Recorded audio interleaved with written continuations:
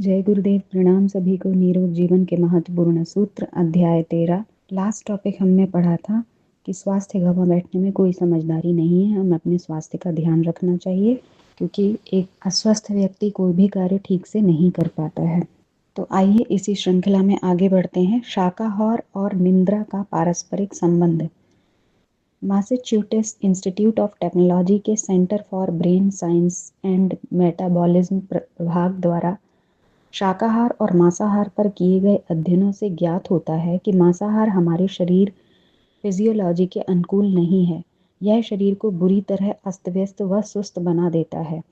शरीर के अंतर्गत स्रावित होने वाले विभिन्न प्रकार के हार्मोनों तथा एंजाइमों पर यह प्रतिकूल प्रभाव डालता और उनकी मात्रा को असामान्य बना देता है, जिससे तरह तरह की गड़बड़ियां फैलने लगती हैं, जो अंततः रोग का निमित्त कारण साबित होती हैं। प्रयोगों के दौरान पाया गया है कि मांस भक्षण से हमारे शरीर में कोलेस्ट्रॉल की मात्रा असामान्य रूप से बढ़ जाती है, जो अंततोगत्वा हृदय रोग का कारण बनती है।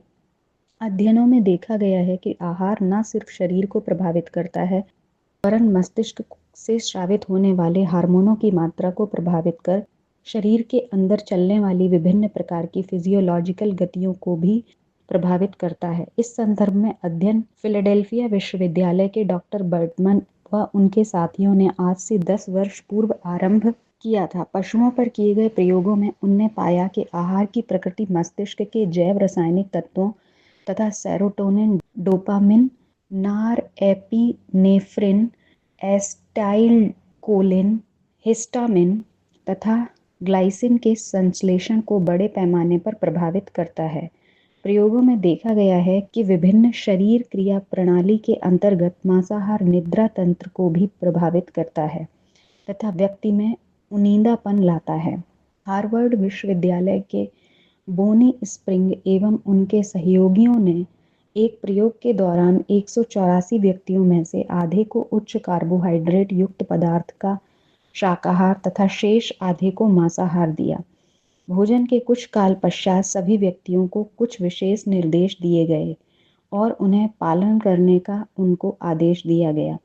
प्रयोग के मध्य पाया गया कि जिन व्यक्तियों ने उच्च कार्बोहाइड्रेट युक्त आहार ग्रहण किया था, उनमें से 85% लोग निर्देश पालन में असफल रहे, जबकि मांसाहार लेने वाले 100% व्यक्तियों को प्रयोग में सफलता मिली। प्रयोग के उपरांत जब उनसे असफलता का कारण पूछा गया तो उनने एक स्वर में कहा कि भोजनोपरांत उन्हें अत्यंत शांति का आभास हुआ, जम्हाई आने लगी और तदुपरांत निद्रा ने धर दबोचा। इसी कारण वे निर्देश का पालन नहीं कर सके। इसके विपरीत जब मांसाहारियों से तत्संबंधी पूछताछ की गई तो उनका कथन इसके विपरीत पाया गया।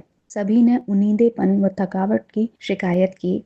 इस पर वैज्ञानिकों ने जब मांस का परीक्षण किया तो पाया कि मांस में पाई जाने वाली प्रोटीन की उच्च मात्रा ही इसके लिए जिम्मेदार है। ज्ञातव्य है कि मांस में विद्यमान प्रोटीन दाल में पाए जाने वाले प्रोटीन से कुछ भिन्न होता है, जिससे इसका पाचन भली भांति नहीं हो पाता।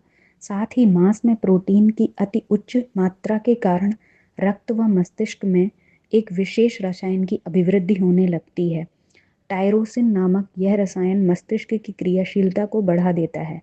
अस्तु नींद में बाधा उत्पन्न होती है और व्यक्ति उनींदापन महसूस करता है। सन 1970 में कैलिफोर्निया यूनिवर्सिटी के शोध विज्ञानी हर्टमन ने इस तथ्य को परखने के लिए एक प्रयोग किया। संध्या काल में स्वस्थ व्यक्तियों के 2 दलों पर प्रयोग किया। कार्बोहाइड्रेट युक्त आहार सेवन करने वाले व्यक्ति मांसाहारियों की तुलना में 2 घंटे अधिक व गहरी नींद सोए। उठने के बाद वे तरोताजा थे। हार्वर्ड मेडिकल स्कूल के माइकल योगमन महिलाओं के दूध पर शोध कार्य कर इस निष्कर्ष पर पहुंचे हैं कि भिन्न भिन्न महिलाओं के दूध में विद्यमान कार्बोहाइड्रेट की भिन्न भिन्न मात्रा शिशुओं की निद्रावधि को उसी अनुपात में प्रभावित करती है। एल-ट्रिप्टोफैन के माध्यम से शरीर तंत्रिका कोशिकाओं में एक अन्य रसायन का निर्माण करता है। यह सेरोटोनिन कहलाता है। सेरोटोनिन तंत्रिका तंत्र के संपूर्ण क्रियाकलापों को नियंत्रित करने के साथ साथ मानसिक क्षमताओं को भी प्रभावित करता है। चूंकि न्यूरॉन सेल्स ही नींद नियंत्रक रसायन सेरोटोनिन स्रावित करते हैं, इसीलिए नींद नहीं आने की बीमारी न्यूरॉन सेलों की क्षति से सीधे संबद्ध है। इसकी क्षतिपूर्ति सेराटोनिन की अतिरिक्त मात्रा लेकर की जा सकती है, जो दूध एवं शाकाहार से पूरी हो सकती है। एक प्रयोग के दौरान शोधकर्मी वैज्ञानिकों ने जब पशुओं के मिड ब्रेन रेफ की न्यूरॉन कोशिकाओं को नष्ट कर दिया तो उनकी निद्रावधि में काफी कमी पाई गई। जब वैज्ञानिकों ने पशुओं को एक ऐसे रसायन का इंजेक्शन दिया जो सेरोटोनिन संश्लेषण को अवरुद्ध करता था तो निद्रा काल और भी कम होता देखा गया। इस प्रकार अब यह निर्विवाद रूप से साबित हो चुका है कि नींद को नियंत्रित करने वाला पदार्थ मस्तिष्क में स्रावित होने वाला सेरोटोनिन ही है। अध्ययनों से यह भी ज्ञात हुआ है कि सेरोटोनिन एक अच्छा दर्द निरोधक रसायन भी है। यह एनकेफेलिन समूह के तनाव शामक एंजाइमों का सहयोगी है। टेम्पल विश्वविद्यालय के डोरोथी डीवर्ट व उनके सहयोगियों ने सिर व गर्दन के चिरकालिक दर्द से पीड़ित रोगियों को जब ट्रिप्टोफैन प्रदान किया तो दर्द में आश्चर्यजनक कमी पाई गई। इस तरह सेरोटोनिन नींद व दर्द नियंत्रण की दोहरी भूमिका संपादित करता है।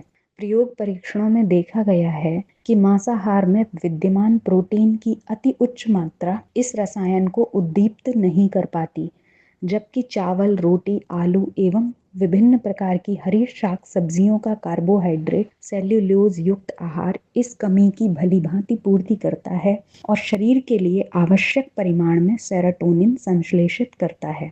शाकाहार का दूसरा लाभ यह है कि इससे पाचन संस्थान पर अनावश्यक दबाव नहीं पड़ता और विभिन्न प्रकार के तत्वों का सरलतापूर्वक पाचन हो जाता है। इससे शरीर को सभी आवश्यक तत्व भी मिल जाते हैं और सभी शरीर तंत्र संतुलित नियंत्रित बने रहते हैं। इसी कारण आहार शास्त्री निरामिष आहार पर जोर देते हुए देखे जाते हैं।